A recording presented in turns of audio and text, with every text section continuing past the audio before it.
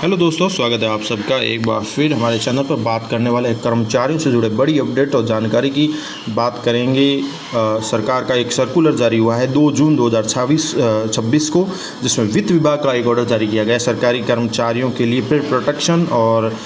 इस प्रकार का एक फिक्सेशन को लेकर ऑर्डर जारी किया गया है, जो काफ़ी आशंका जताई जा रही है कि इससे वेतन वसूली होगी, पे प्रोटेक्शन के रूल की बात होगी और पूरा सर्कुलर आपको दिखाएंगे क्या क्या इसके परिणाम आ रहे हैं। और शिक्षकों में भी इसमें काफ़ी नाराज़गी है, तो कर्मचारी और शिक्षकों के लिए बड़ी अपडेट, जिसमें राजस्थान सरकार के वित्त विभाग के 2 जून के ऑर्डर से हलचल मच गई है। बताएं तो आपको पहले खबर दिखा देते हैं, फिर सर्कुलर भी बता देंगे कि राजस्थान सरकार ने 2 जून को एक ऑर्डर जारी किया, जिसमें शिक्षा विभाग और तृतीय श्रेणी शिक्षकों के बीच हलचल हो गई है। आदेश में सार्वजनिक उपक्रम, स्वायत्त शासी संस्था, स्थानीय निकाय और पंचायती राज संस्थाओं के कार्मिकों को राज्य सरकार का कर्मचारी नहीं मानने की स्थिति में पे प्रोटेक्शन यानी वेतन संरक्षण से जुड़े मामलों की पुनः जांच और संभावित वेतन वसूली की आशंका बताई जा रही है।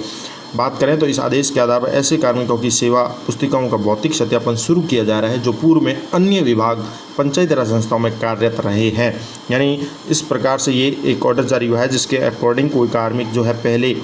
पंचायती राज संस्था, स्वायत्त शासी संस्था में कार्यरत है और नए पद पर नियुक्ति ले चुका है, तो उसे पंचायती राज संस्थाओं में जो कार्यरत है तो सीधी भर्ती के माध्यम से राज्य सेवा में अगर वो आ गए हैं नई भर्ती के माध्यम, तो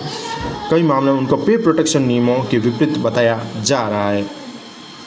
अब इस नियम से वेतन वसूली जो है उसकी आशंका भी बढ़ रही है। इससे असंतोष शिक्षक संगठनों ने इस आदेश को लेकर असंतोष दिखा रहे हैं। उनका कहना है कि यदि पूर्व सेवा अवधि को वेतन संरक्षण से बाहर किया जाता है तो कई मामलों में वेतन पुनर्नियोजन होगा और वसूली की स्थिति बन सकती है, जिससे हज़ारों कर्मचारी प्रभावित हो गए। एक और आपको बात बताएं तो भाई हाल ही में लगभग 5 मई का ही ऑर्डर आया था, जिसमें ये भी बताया गया, इसको उससे भी जोड़ा जा रहा है कि वेतन, पदोन्नति, एसीपी, एमएससीपी जो भी लगी उन सब की वेतन निर्धारण की जो पुनः जांच होगी, इसको लेकर भी हमने वीडियो बनाई, उसमें ऑर्डर जारी हुए थे, बात हो रही थी। तो वेतन निर्धारण की जाँच होगी, ये उसको भी जाँच विषय इससे एक प्रकार से जोड़ा जा रहा है। अब ये वित्त विभाग का नया सर्कुलर आ गया है कि जो पुरानी सेवा में आप रहे हैं स्वायत्त शासी संस्था में पंचायत राज के कर्मचारी और नए सेवा राज्य सेवा में आ गए हैं, तो आपका पुनः पुराना जो है सेवा काल नहीं गिना जाएगा, पे प्रोटेक्शन आपको नहीं दिया जाएगा, तो इस वजह से भी उनकी जांच होगी। तो ऐसे में ये बड़ा मामला है और सत्यापन प्रक्रिया से चिंता भी बढ़ गई है कर्मचारियों की। बात करें तो मुख्य ब्लॉक शिक्षा अधिकारी कमेटी द्वारा गठित करके सेवा पुस्तिकाओं की जांच की जा रही है। इसमें जिन कार्मिकों ने पहले तृतीय श्रेणी अध्यापक या अन्य पद पर कार्य किया है और फिर उनका वेतन संरक्षण मामलों को विशेष रूप से जांच करके दायरे में लिया गया है। अधिकारी के अनुसार ग्रामीण विकास पंचायती राज विभाग के 14 मार्च 2011 के परिपत्र के अनुसार प्रारंभिक शिक्षा अब स्कूल शिक्षा विभाग के अधीन है और कई सेवा मामलों में पैतृक विभाग शिक्षा विभाग माना जाता है। अब आपको सर्कुलर भी दिखा देते हैं, उसमें क्या क्या बातें कही गई है। अब ये वो सर्कुलर है जो 2 जून 2027 को जारी हो रखा है government of Rajasthan finance department का महत्वपूर्ण रूल सर्कुलर, जिसमें बात कही गई है रिगार्डिंग फिक्सेशन ऑफ पे of employees of state PSU,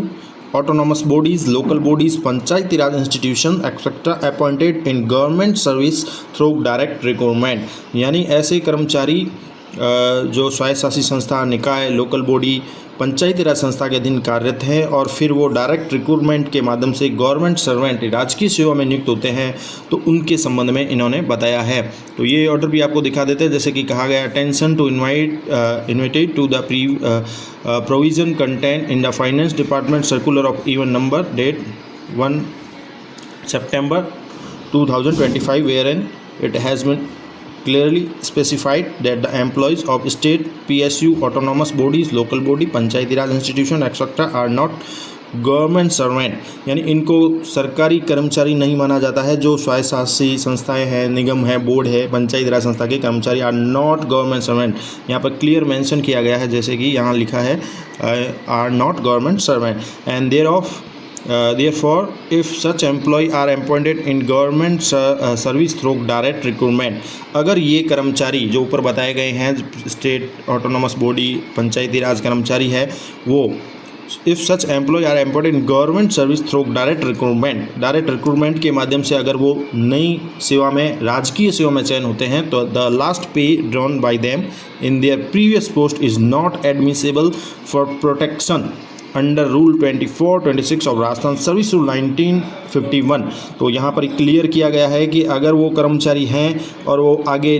सीधी भर्ती के माध्यम से नए पद पर नियुक्त होते हैं राजकीय सेवा में, तो जो उनका जो previous post is not admissible for protection, यानी पे प्रोटेक्शन के लिए उनकी लायक नहीं होगी सेवा। पुरानी जो सेवा है वो उनकी गिनती नहीं होगी, या उनको जो भी पुराना वेतन मिल रहा था उस हिसाब से उनको आगे वाला वेतन पे प्रोटेक्शन जो है नहीं मिलेगा। रूल 2426 के अकॉर्डिंग, राजस्थान सर्विस रूल के नियम के तहत 1951 का जो नियम है, तो ये यहाँ पर क्लियरली मेंशन किया गया है। और नीचे आगे ये भी बताया गया है, despite these clear provision, their references are still being made to the finance department seeking protection of the last pay drawn in the state PSU, autonomous body, local body, panchayat raj institution, etc. on the ground that in certain cases administrative department have implemented the judgment of the high court and protected the last pay drawn without following the due procedure prescribed by the state government for implementation of the High Court judgment. As per the prescribed procedure, such judgments are required to be first examined by the pre-litigation committee and thereafter approval of the finance department must be obtained either for filing an appeal or implementation of the judgment. यहाँ पर कुछ ये भी कहना है कि कुछ जगह पर ऐसा भी हुआ है कि सरकार के निर्णय के अधीन जो है कोई कोर्ट में अपील की गई है, उसकी वजह से उनको पे ड्रॉन दिया भी गया है, लेकिन भविष्य में या आगे जो भी गवर्नमेंट जो है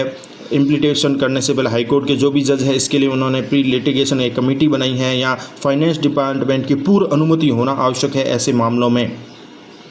and it is therefore again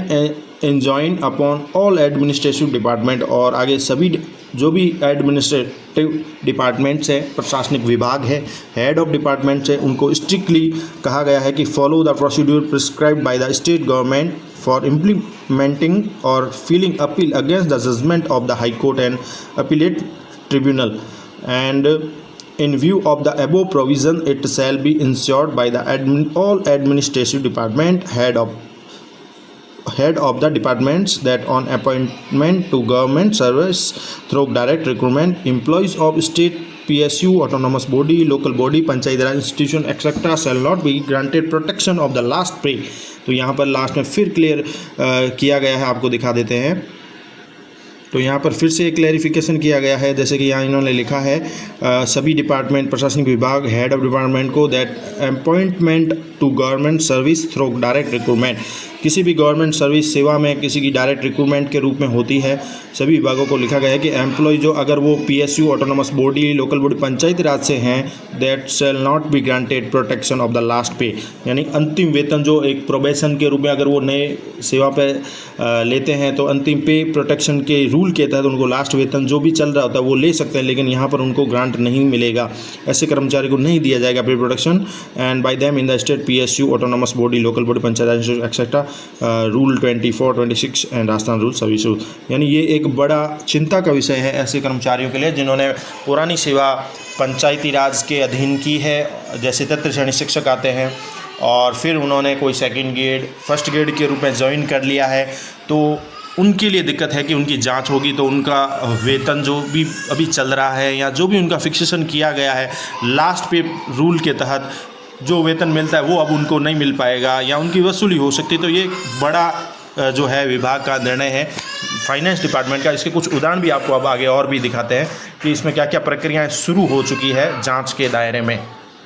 अब बात करें तो इसी ऑर्डर के परिप्रेक्ष्य में कई जगह पर जो है इस प्रकार के ऑर्डर भी निकल रहे हैं, जैसे ये ऑर्डर है एक जगह का जहां 8 जून का ये ऑर्डर है। इसी ऑर्डर के आधार पर निकाला गया है कि वित्त विभाग के परिपत्र 5/5/2026 की पालना में कार्मिकों के एक तो 5/5 यानी 5 मई को जो ऑर्डर जारी था जिसमें सभी कर्मचारियों को वेतन निर्धारण जो भी है वेतनमान, पदोन्नति, चयनित वेतन, ECP MSCP के परीक्षण में करना था, उनकी जांच करनी थी क्या उनका वेतन सही मिल रहा है। उसके संबंध में पाया गया कि पंचायती राज विभाग से राज्य सेवा में कार्य ग्रहण करने वाले कार्मिक जो नीचे दिए गई है लिस्ट, निम्नलिखित कार्मिकों द्वारा राज्य सेवा में कार्य ग्रहण करते समय पे प्रोटेक्शन का लाभ प्राप्त किया गया है जो नियमानुसार सही नहीं है, जो नए नियम की बात हो रही है उसके अकॉर्डिंग सही नहीं है। अतः संबंधित कार्यालय से इन कार्मिकों के अधिक भुगतान की वसूली करके इन्हें परिवीक्षा काल में इनके पद निर्धारित फिक्स वेतन परिवीक्षा काल समाप्ति पश्चात संबंधित पद की न्यूनतम बेसिक पर वेतन निर्धारण करके इनकी सेवा पुस्तिका और निजी जो भी पंजीका परीक्षण है इसके उपलब्ध करावे है। तो ये इस प्रकार के ऑर्डर भी निकलने शुरू हो गए हैं, तो ये एक बड़ी अपडेट है। इसी प्रकार एक और उदाहरण देखने को मिलता है, एक जगह का है जहां लिखा गया है कि कोई भी कार्मिक था, उसके बारे में बात कही गई कि कार्मिक द्वारा 22/3/2021 को सीधी भर्ती द्वारा वरिष्ठ अध्यापक के पद पर कार्य ग्रहण किया गया और उसका परिवीक्षा काल जो है लगभग 22/3/2021 से 22/3/2023 तक रहा और उसने पूर्व पद तृतीय श्रेणी अध्यापक वेतन संरक्षण दिया गया। तो वित्त विभाग के सर्कुलर नियम अभी जो जारी हुआ है 2/6/2028 द्वारा स्पष्ट किया गया कि पंचायती राज कार्मिक जो प्रत्यक्ष भर्ती के द्वारा यानी डायरेक्ट रिक्रूटमेंट सीधी भर्ती के द्वारा सरकारी सेवा में नियुक्त हुए हैं तो उन्हें राजस्थान सेवा नियम 1951 के तहत 24-26 जो भी रूल है उसके अंतर्गत उन्हें इन संस्थाओं में प्राप्त अंतिम वेतन का संरक्षण प्रदान नहीं किया जाएगा। संदर्भ में नियमों से कार्रवाई वसूली अपेक्षित है। तो इस प्रकार के ऑर्डर अब जारी हो रहे हैं। एक और आपको दिखा देते हैं जिसमें ये कार्रवाई है प्रशासनिक विभाग के परिपत्र वित्त विभाग के अकॉर्डिंग, जैसा कि प्रशासनिक विभाग को अवगत कराया गया और उन्होंने क्लियर किया कि पंचायती राज विभाग के अधीन की गई सेवाएं राजकीय सेवाएं नहीं मानी जाती है। यहाँ पर क्लियर मेंशन है, जैसे कि आप देख रहे हैं यहाँ पर लिखा गया पंचायती राज विभाग के अधीन की गई सेवाएं राजकीय सेवाएं नहीं मानी जाती है। पंचायती राज विभाग के कार्मिक का सीधी भर्ती से चयन राजकीय विभाग में होने पर उसका वेतन संरक्षण यानी जिसे पे प्रोटेक्शन कहा जाता है वो नहीं किया जाता है।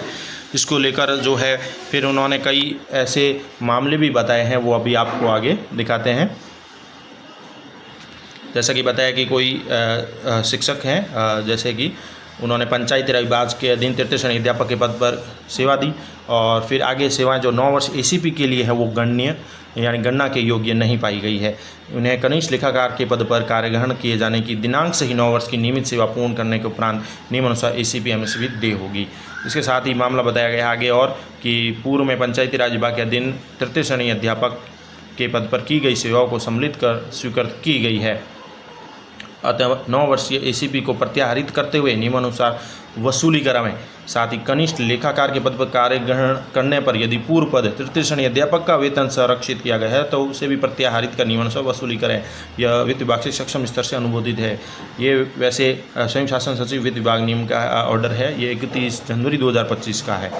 तो इस प्रकार से ये बड़ी अपडेट है कर्मचारियों के लिए कि एक नया जो ऑर्डर ये सर्कुलर जारी हुआ है और इसके तहत पंचायती राज विभाग, स्वायत्त शासन निगम इनके अंतर्गत की गई सेवा राजकीय सेवाएं नहीं मानी जाएगी। तो ऐसे कई कार्मिक हैं, मोस्टली थर्ड ग्रेड टीचर्स हैं या शिक्षक साथी हैं, कर्मचारी भी हैं जिन्होंने इन विभागों के अधीन कार्य किया है और अब वो नए जैसे राजकीय सेवा में आ गए हैं तो उनका जो है वेतन संरक्षण यानी पे प्रोटेक्शन का लाभ उनको नहीं दिया जाएगा और इस प्रकार से वसूली हो सकती है। और कई जगह पर उनके 9 वर्षीय ACP के लिए गणना के योग्य भी नहीं माना गया है।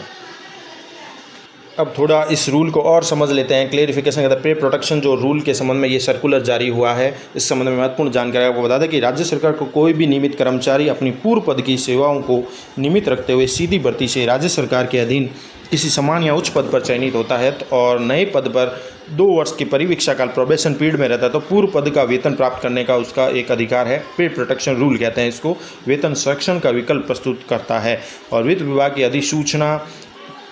30/10/2017 के अनुसार सिविल सेवा पुनरीक्षित वेतनमान नियम 2017, राजस्थान सेवा नियम 1951 के नियम 24 के अनुसार यदि कोई सरकारी कर्मचारी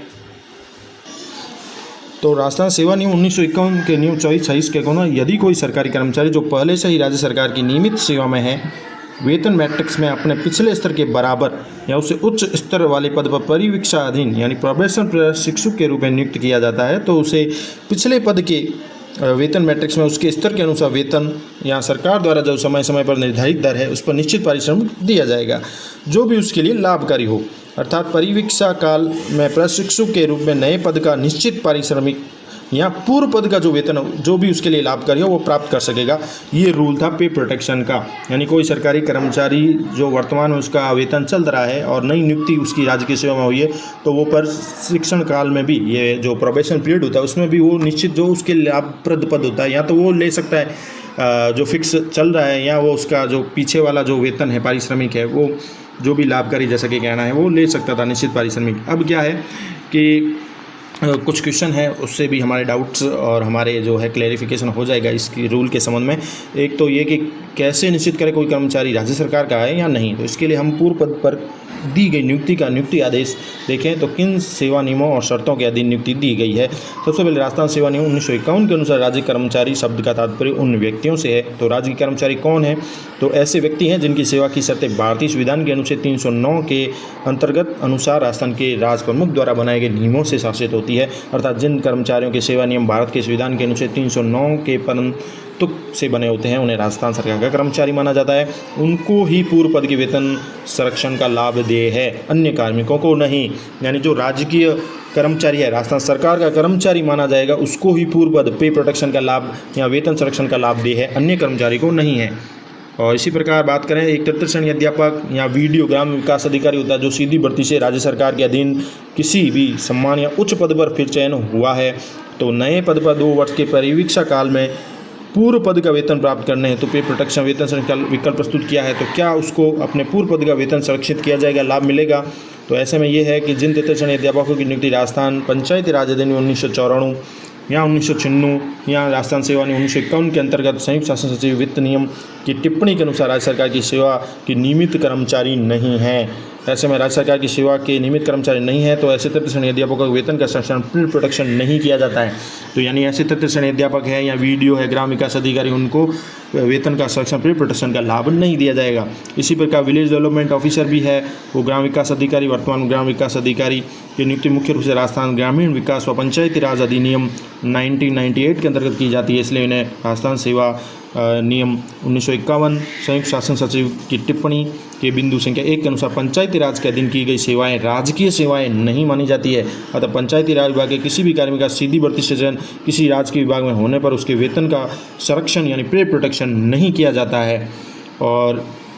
इम्पोर्टेंट अब आपको ये हिंदी में फिर से दिखा देता है जो रूल अभी जारी हुआ है 2 जून 2024 में स्पष्ट किया गया है कि नई नियुक्ति पर वेतन का संरक्षण राजस्थान सिविल सेवा नियम RSR रूल नियम 24-26 के तहत केवल उन सरकारी कर्मचारियों को ही अनुमत है, यानी उनका ही इसका लाभ मिलेगा जो संबंधित सेवा नियमों के प्रावधान के अनुसार नियमित चयन के बाद पहले से ही सरकारी सेवा में थे, सरकारी सेवा में ही थे और सरकारी सेवा में ही जा रहे हैं, उनको तो लाभ मिलेगा। ये प्रावधान राज्य के सार्वजनिक क्षेत्र के उपक्रम, स्वायत्त निकाय संस्थाएं, पंचायत संस्थाओं के कर्मचारियों पर लागू नहीं होंगे, अर्थात सरकारी कर्मचारियों के अलावा अन्य पर लागू नहीं होते हैं। तो सरकारी कर्मचारी उन पर लागू होगा, लेकिन पंचायती राज है, स्थानीय निकाय, स्वायत्त शासी निकाय है, पंचायती राज संस्था जो है, इन पर यह नियम लागू नहीं होगा। इसके विपरीत स्थिति में भी यह प्रावधान लागू होता है, अर्थात राज्य सरकार के कर्मचारियों की नियुक्ति यदि सार्वजनिक उपक्रम में, निकाय में, स्थानीय पंचायती राज संस्था में हो जाता है तो नियम जो है 1996 के तहत राज्य के सार्वजनिक क्षेत्र और स्वायत्त निकायों में किसी पद के लिए चयनित सरकारी कर्मचारी अपने वेतनमान के संबंध में संबंधित अधिकारी से बातचीत करने के लिए स्वतंत्र होगा। किसी सार्वजनिक क्षेत्र के उद्यम या स्वायत्त निकाय में तत्काल समायोजन के आधार पर किसी पद पर नियुक्ति होने पर सरकारी कर्मचारी निकाय के अन्य कर्मचारियों के समतुल्य होगा और सभी मामलों में जो भी निकाय के नियमों द्वारा शासित होगा, अर्थात ऐसे कर्मचारी का वेतन निर्धारण संरक्षण जो भी निकाय है उसमें विद्यमान नियमों के अनुसार होगा। वित्त विभाग के परिपत्र 2/6/2026 के अनुसार बात करें तो कुछ मामलों में प्रशासनिक विभागों ने माननीय उच्च न्यायालय के निर्णय को लागू करते हुए राज्य सरकार द्वारा निर्धारित प्रक्रिया का पालन किए बिना अंतिम वेतन को संरक्षित कर लिया है। निर्धारित प्रक्रिया के अनुसार ऐसे फैसलों की पहले प्री लिटिगेशन समिति द्वारा जांच की जाना आवश्यक है और उसके बाद ही अपील दायर करना या फैसला लागू करने के लिए वित्त विभाग की स्वीकृति प्राप्त करना भी आवश्यक है। अर्थात ऐसे मामलों में माननीय उच्च न्यायालय द्वारा दिए गए निर्णय की प्री लिटिगेशन समिति द्वारा जांच करने के उपरांत अपील दायर करना, निर्णय को लागू करने के लिए वित्त विभाग की स्वीकृति आवश्यक है। अतः राज्य सरकार के कर्मचारियों के अतिरिक्त वित्त विभाग की स्वीकृति के बिना किसी भी कार्मिक का वेतन संरक्षण नहीं किया जाए। ये क्लियर हो गया। अब आपको थोड़ा एक और उदाहरण समझा देते हैं जिसमें कोई तृतीय श्रेणी अध्यापक जिसकी नियुक्ति पंचायती राज नियम 1994-1996 के अंतर्गत हुई है, अपने 2 वर्ष का परीक्षा काल पूरा कर स्थगीकरण के बाद सीधी भर्ती से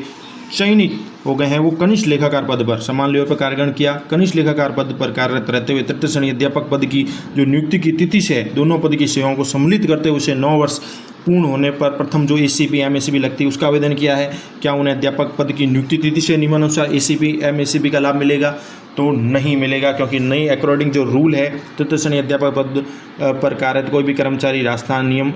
अधिनियम 1994 के अंतर्गत बनाए गए नियमों में नियुक्ति प्रदान की गई है। और नियम जो है राजस्थान सेवा नियम RSR रूल 1951 के अनुसार राज्य कर्मचारी शब्दों का तात्पर्य उन व्यक्तियों से है जिनकी सेवा की शर्तें माननीय जो संविधान है, भारतीय संविधान है, अनुच्छेद 309 के अंतर्गत है और राजस्थान के राज प्रमुख द्वारा बनाए गए नियमों से शासित होते हैं। तो राजस्थान सेवा नियम 1951 के अनुसार पंचायती राज नियम अधिनियम 1994 के अंतर्गत नियोजित कार्मिक राज्य सरकार की सेवा में नियमित कर्मचारी नहीं होते हैं। इन्हें कनिष्ठ लेखाकार पद पर ACP स्वीकृत करने बाबत तृतीय श्रेणी अध्यापक के पद पर नियुक्ति काल को नियमित सेवा नहीं माना जा सकता है। अतः पंचायती राज विभाग के अधीन तृतीय श्रेणी अध्यापक के पद पर की गई 9 वर्ष की जो सेवा है वो ACP के गणना योग्य नहीं है। इन्हें लेखाकार के पद पर कार्यग्रहण किए जाने की दिनांक से 9/18/27 की जो भी नियमित सेवा पूर्ण करने के उपरांत इनको नियमानुसार ACP MACP दे होगी, ये भी क्लियर किया गया है। अब इसके साथ ही बात करें तो नए विभाग में नियमित नियुक्ति से पूर्व किसी अन्य सरकारी विभाग में समान स्तर के पद पर बिना किसी रुकावट के दी गई निरंतर नियमित सेवा को केवल ACP MACP के प्रयोजन के लिए नियमित सेवा के रूप में गिना जाएगा, नियमित पदोन्नति के लिए नहीं। यद्यपि ऐसे मामलों में ACP MACP के अंतर्गत लाभ नए पद पर परिवीक्षा अवधि के संतोषजनक समापन तक विचारणीय नहीं होंगे। उदाहरण के लिए यदि कोई नियमित रूप से भर्ती किए गए सहकारिता विभाग के निरीक्षक ग्रेड सेकंड को समान स्तर के कनिष्ठ लेखाकार के किसी अन्य पद में नियुक्त किया जाता है तो परिवीक्षा अवधि के संतोषजनक समापन के बाद कनिष्ठ लेखाकार L10 के रूप में ACP MACP प्रदान करने के प्रयोजन के लिए निरीक्षक ग्रेड सेकंड L10 के रूप में उसके द्वारा दी गई सेवा अवधि को गिना जाएगा। तो ये कुछ महत्वपूर्ण जानकारियाँ थी इस रूल को लेकर। तो ये एक बड़ा बदलाव होगा अगर ये रूल लागू हो जाता है। वैसे शिक्षक संगठन इसका विरोध कर रहे हैं क्योंकि पे प्रोटेक्शन का लाभ पहले मिल चुका है, कर्मचारी ले चुके हैं और वेतन उठा रहे हैं। अगर उनकी दोबारा जांच होगी तो इस प्रकार के मामले सामने काफ़ी आएंगे। आपका क्या कहना है?